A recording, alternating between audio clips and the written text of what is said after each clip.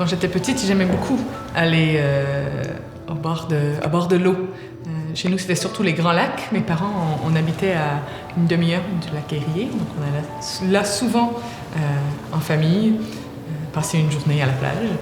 Cette expérience d'être proche de l'eau, les Grands Lacs, généralement, on ne voit pas l'autre rive, donc c'est comme être au bord de la mer. Mais avec les jours de grand vent, il peut y avoir des vagues énormes qui viennent se jeter sur la plage.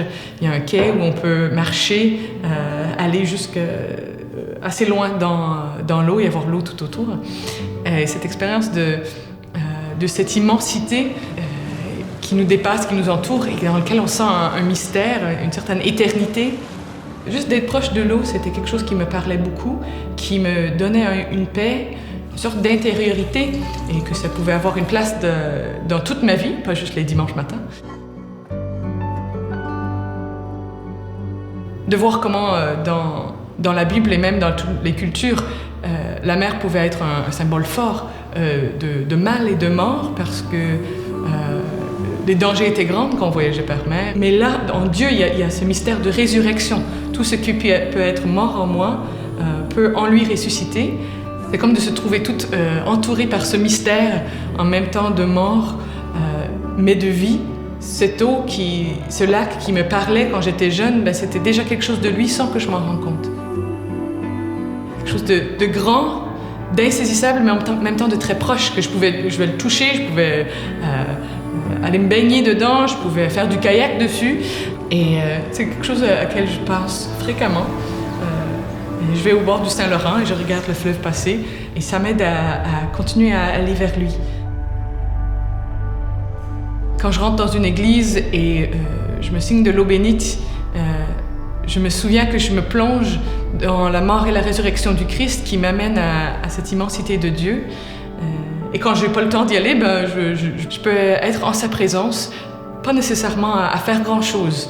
Je ne sais pas toujours quoi dire à la prière. Et quand je ne sais pas quoi dire, ça me fait du bien juste m'imaginer la mer et de me laisser jeter en Dieu comme je pourrais me jeter dans l'eau.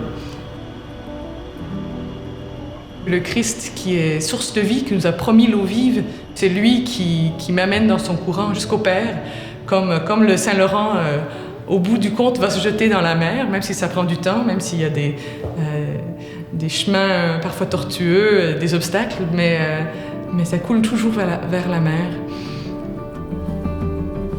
Quand je sais pas trouver les mots pour prier, ou quand tout tourne dans ma tête et j'ai du mal à me mettre en présence de Dieu, de me rappeler ces expériences de contempler la mer, qui me redynamise quand je suis fatiguée, qui m'apaise quand je suis agitée.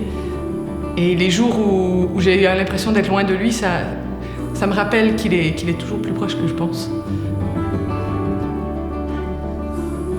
Quand on prie ensemble à l'église, quand on est à la liturgie, tourner vers le Seigneur, tourner vers l'autel au cœur de l'église, nous allons tous ensemble dans une même direction, mais on est entraînés par le Christ. Il y a comme un grand courant. Tous ensemble, nous allons vers Dieu. Dans le chant, notamment, dans notre posture debout, qui indique qu'on est en marche, qu'on va quelque part. Un peu comme quand je fais du kayak. C'est moi qui dirige mon kayak, qui pagaille, qui mène. Mais en même temps, quand je suis le courant, je peux aller tellement plus loin, tellement plus vite. Et plus facilement. On a juste à s'y abandonner et en même temps à travailler avec ce courant-là pour pouvoir nous approcher de lui. Comme le mouvement des vagues qui vont et qui viennent de manière régulière, quelque chose de rythmique et d'apaisant là-dedans, mais aussi quelque chose de ça quand on chante les psaumes ensemble notamment. Ces mots qui ne viennent pas juste de nous, qui viennent de toute une histoire, toute une tradition. Les jours où je suis juste fatiguée ou que la prière est aride, il y a ce courant de prière qui me dépasse. Me plonger en Dieu m'aide ensuite à pouvoir me plonger dans le monde, dans la société, sans peur, parce que je sais que la source d'eau vive est avec moi, que Dieu est toujours proche. Ces masses d'humanité, les flots de gens qui peuvent passer en dessous de nos fenêtres, de pouvoir y contempler Dieu. J'ai pas besoin de fuir le monde, de fuir la ville pour trouver cette source, mais l'ayant rencontrée un jour, je suis appelée à la partager autour aussi.